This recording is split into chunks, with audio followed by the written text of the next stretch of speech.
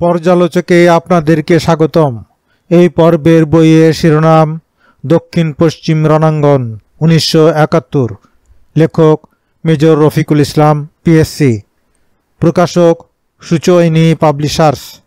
প্রথম প্রকাশ উল্লেখ নাই, তৃতীয় প্রকাশ 2007, পৃষ্ঠা সংখ্যা 112, মূল্য 85 টাকা। প্রথিতযশা এই লেখক মুক্তিযুদ্ধের উপর প্রচুর বই লিখেছেন। তিনি যেসব বই লিখেছেন তার কয়েকটির নাম: বাংলাদেশের গেরিলা যুদ্ধ, ভয়াবহ গণহত্যা, মুক্তিযুদ্ধের প্রেক্ষাপট, বিরোধী শক্তি এবং বৃহৎ শক্তির প্রতিক্রিয়া, বিদ্রোহী মার্চ 1971, 71-এর 20টি ভয়াবহ যুদ্ধ, 1971 ঢাকায় সশস্ত্র প্রতিরোধ, 71-এর মুক্তিযুদ্ধ, প্রতিরোধের প্রথম প্রহর, একটি ফুলকে বাঁচাবো বলে, মুক্তিযুদ্ধে নৌ কমান্ডো, রণাঙ্গনে Z force, K force, S force. দক্ষিণ পশ্চিম রণাঙ্গন বইটিতে তিনি বাংলাদেশের দক্ষিণ এবং পশ্চিমাঞ্চলের মুক্তিযুদ্ধের উপর আলোকপাত করেছেন, যেমন কুষ্টিয়া, গোয়ালন্দ, চুয়াডাঙ্গা, যশোর শহর, যশোর ক্যান্টনমেন্ট। সেখানে মেজর হাফিজের কথাও আলোচনা করা হয়েছে।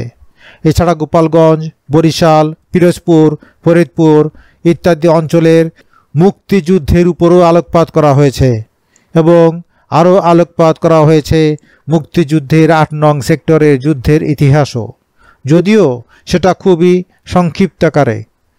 পরিশিষ্ট 1-এ দেওয়া হয়েছে স্বাধীনতার ঘোষণাপত্র, পরিশিষ্ট 2-এ দেওয়া হয়েছে তৌফিক এ এলাহি চৌধুরীর লেখা বই থেকে অম্রকুঞ্জের সেই দিনটি, এবং পরিশিষ্ট 3-এ দেওয়া হয়েছে শপথ অনুষ্ঠানে অস্থায়ী রাষ্ট্রপতি সৈয়দ নজরুল ইসলামকে গার্ড অব অনার দেওয়াদের তালিকা।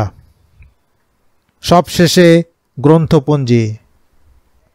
বইটার অনেক ক্ষেত্রেই লেখার ধারাবাহিকতার অভাব পরিলক্ষিত হয়েছে।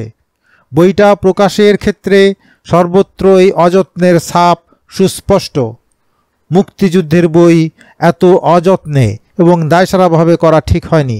একটু যত্ন নিলেই বইটা মুক্তিযুদ্ধের ইতিহাসের আকর্ষণীয় একটা বই হতে পারত। বানান ভুল এবং কম্পোজিটরের অমনোযোগিতার প্রমাণ বলতে গেলে প্রত্যেক পাতায় পাতায়। এত সত্ত্বেও বাংলাদেশের দক্ষিণ পশ্চিমাঞ্চলের, বিশেষত যশোর, কুষ্টিয়ার মুক্তিযুদ্ধের বেশ কিছু তথ্য বইটি থেকে পাওয়া যায়। অনেক গুরুত্বপূর্ণ এবং অজানা তথ্য বইটিতে আছে, যেমন 26শে মার্চ তারিখে মেহেরপুরের এসডিও তৌফিক এ এলাহি চৌধুরী ভারতে 2টি চিঠি প্রেরণ করেছিলেন। একটি করেছিলেন নদিয়া জেলার প্রশাসককে এবং অপরটি ভারতীয় জনগণের উদ্দেশ্যে অমৃতবাজার এবং যুগান্তর পত্রিকায়, যা মার্চের 27, 28, 29 এবং 30 তারিখের সংখ্যায় প্রকাশিত হয়েছিল। 30শে মার্চ তাজউদ্দিন আহমদ এবং ব্যারিস্টার আমিরুল ইসলামকে কিভাবে ভারতীয় পক্ষের গোলক মজুমদারের সাথে পরিচয় করিয়ে দিলেন এবং নিরাপদে ভারতে পৌঁছে দিলেন তার সংক্ষিপ্ত বর্ণনাও রয়েছে বইটিতে।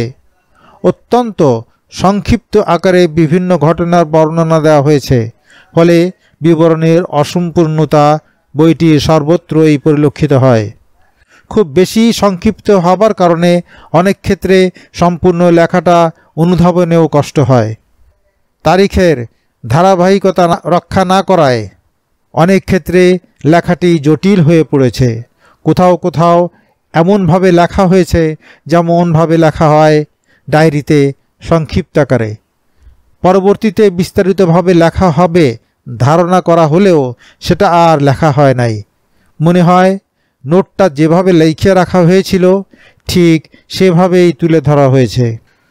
বইটা থেকে জানা যায় যে কুষ্টিয়ার যুদ্ধে 2রা এপ্রিল নাগাদ পাকিস্তানের 27 বেলুচ রেজিমেন্টের ডেল্টা কোম্পানির সকল সদস্যই নিহত হয়।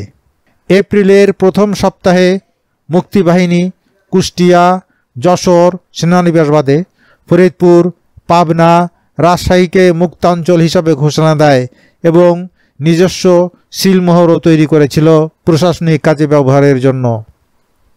এমনকি রেল যোগাযোগও শুরু করা হয় কুষ্টিয়া থেকে গোয়ালন্দ এবং দর্শনা পর্যন্ত রেল চলাচল শুরু হয়। মোটামুটিভাবে এপ্রিলের মাঝামাঝি পর্যন্ত এই ব্যবস্থা কার্যকর ছিল।